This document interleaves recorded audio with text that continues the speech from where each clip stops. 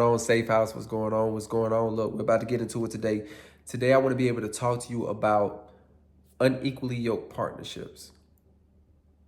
Yes, unequally yoked partnerships. And I'm not just talking about the regular partnerships that may come to your mind right now as far as boyfriend, girlfriend, husband, wife. No, I'm talking about all forms of partnerships.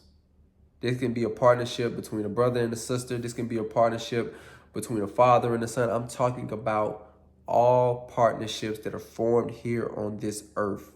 Because a lot of partnerships that we're in, we're not equally yoked to. And we're definitely not equally yoked to the person that we formed that partnership with.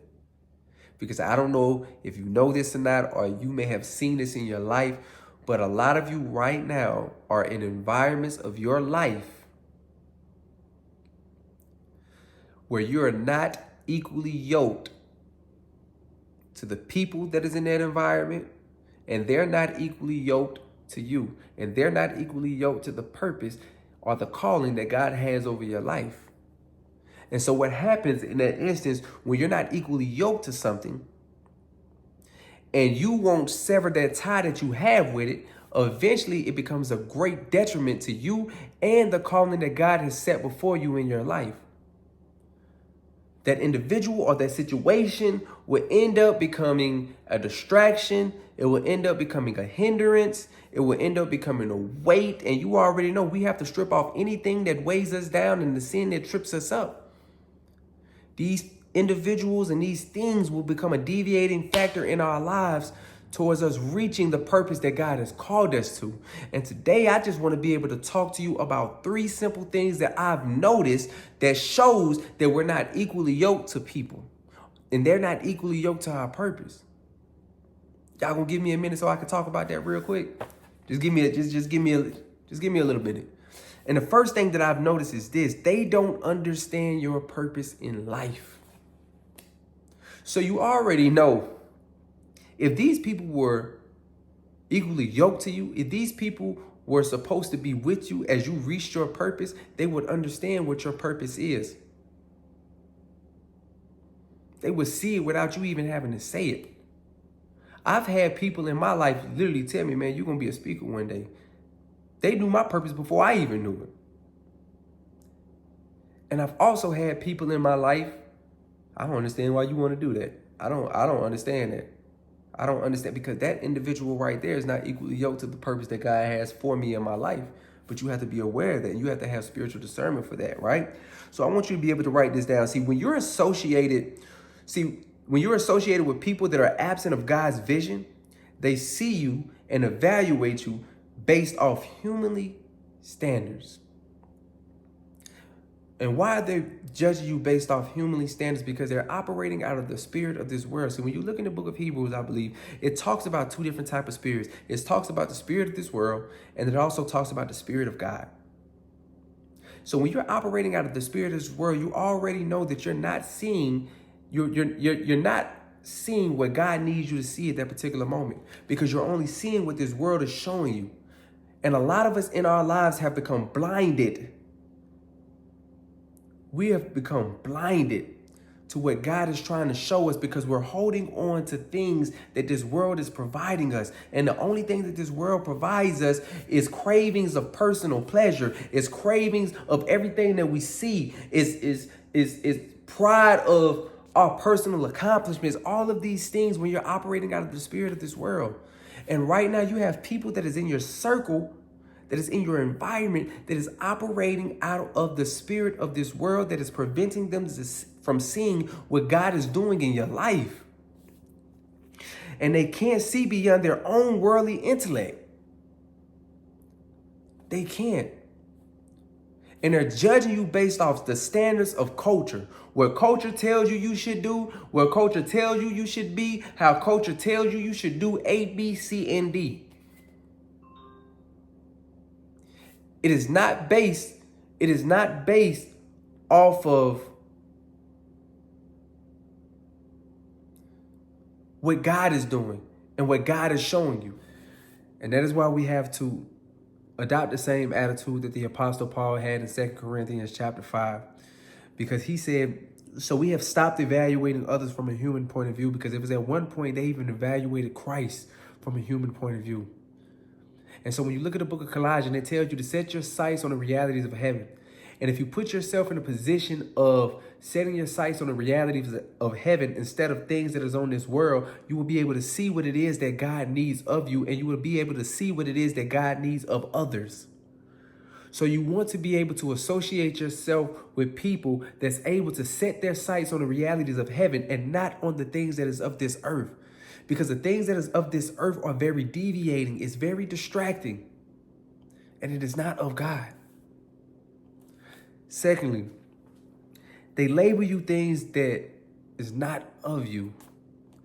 When you look in the book of Mark, chapter 3, starting in verse 21, it was talking about how Jesus' family, they said he is out of his mind. And the reason they said he was out of his mind was because everything that was going on around him at that particular time, people were trying to rush into the house. People were trying to rush in to see Jesus because he was performing all of these miracles, healing people, casting out demons. He was doing all of these things. And out of all of these things that he was doing, his family thought it was okay to sit here and say he was out of his mind. And when I went to go look up, what does that necessarily mean? They was talking about he was mentally displaced. And for me and you, we both know that Jesus was far from mentally displaced. He was far from out of his mind. He was the most sane person on this earth.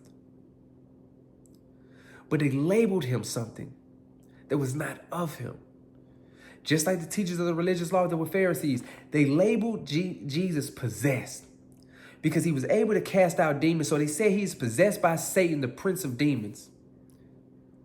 Not understanding the power and the authority that Jesus had in him to be able to do those things. See, when people don't understand your purpose, when people don't understand what God is calling you to, they're going to label you things that you are not associated with. And I want you to be able to write this down. When your calling exceeds the life expectancy of people that people has given it, they will end up mislabeling it, right? See, there's people in your life right now that did not expect you to go as far as you have gone. And they had an expiration date on your calling. They had an expiration date on your calling.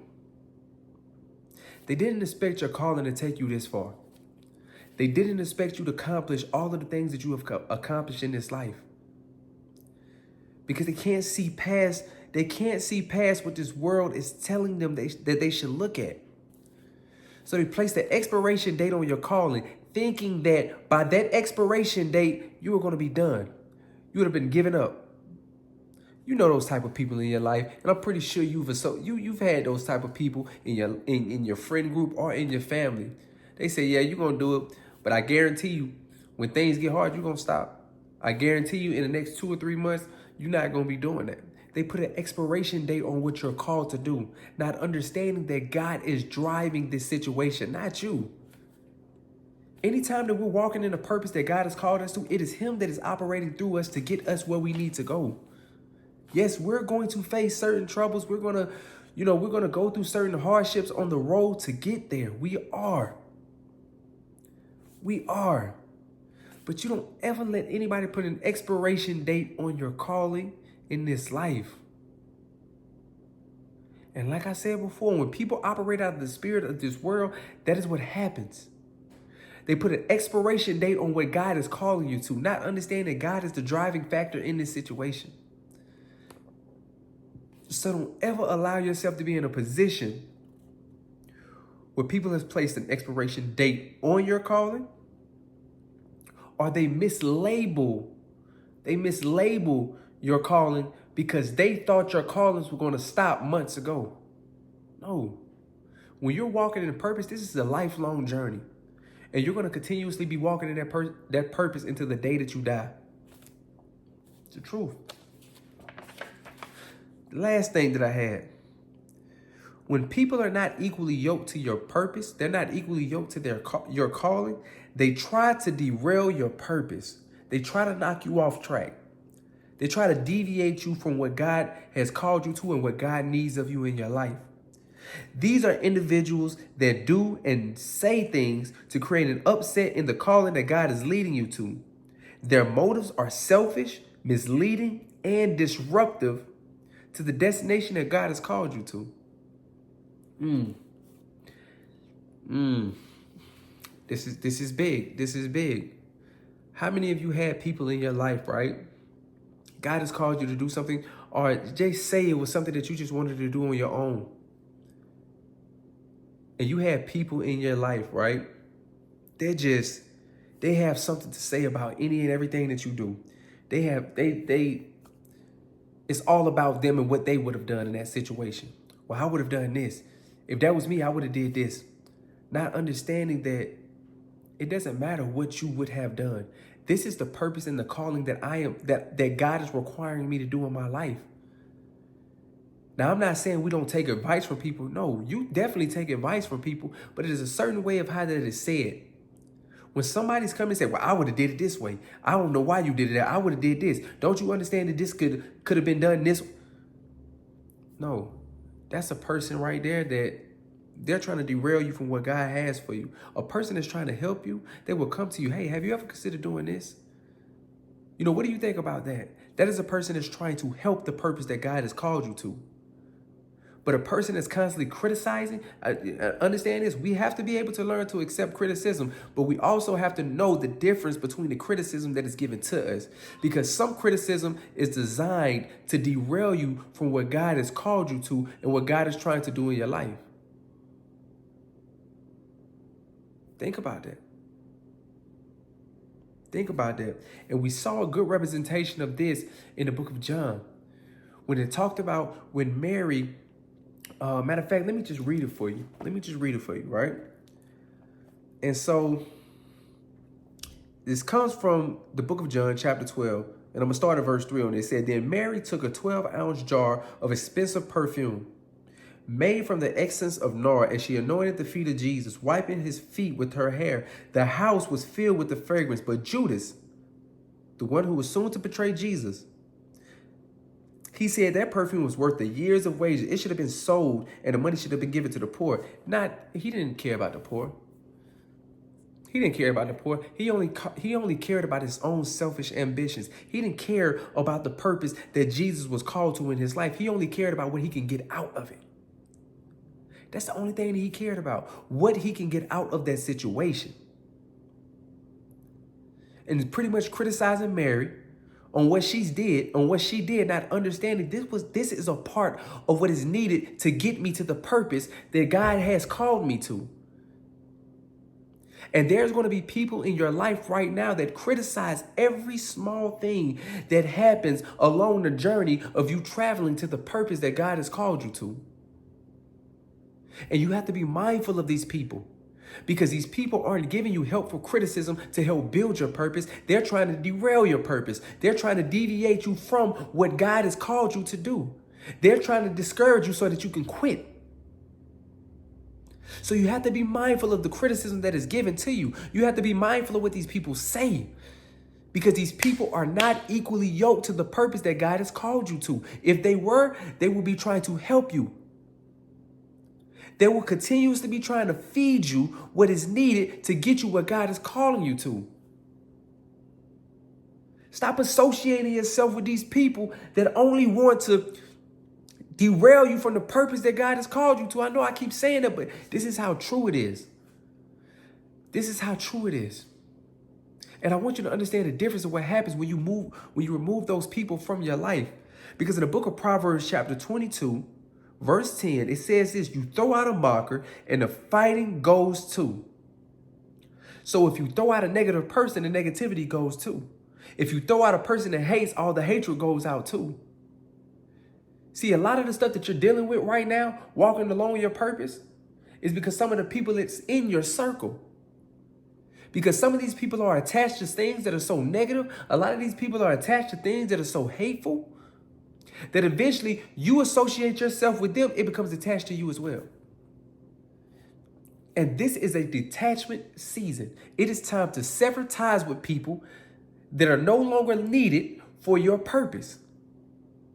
It is time to sever ties with people who only want to become a hindrance to your purpose. This is your detachment season. God is leading you to something that is better within your life, but you have to be willing to let go. You have to be willing to separate yourself. You have to be willing to separate yourself from these people. And these are people that you're close to. And I'm not saying you have to cut them out of your life, but no, it's time to reposition them. You don't have to stop loving your brother. You just know that your brother can't be alone with you on this path that you're taking. You don't have to cut your sister off. No, you can continuously love her. Love her at a distance. Do it. But she can't go along with you on this path because she is not equally yoked with you to help get you to where God is trying to take you. And I hope this is helpful to somebody. I truly do. I hope this is very beneficial to you because I want you to do some reevaluating of yourself. And once you do the reevaluating of yourself, I want you to do the reevaluating of your circle. Because it's time to do some spring cleaning within your circle. Some things have to go. Some things have to go and some things have to be refreshed. It's the truth. But I hope that was helpful, family. So y'all make sure y'all like, subscribe, and share, okay? I love y'all.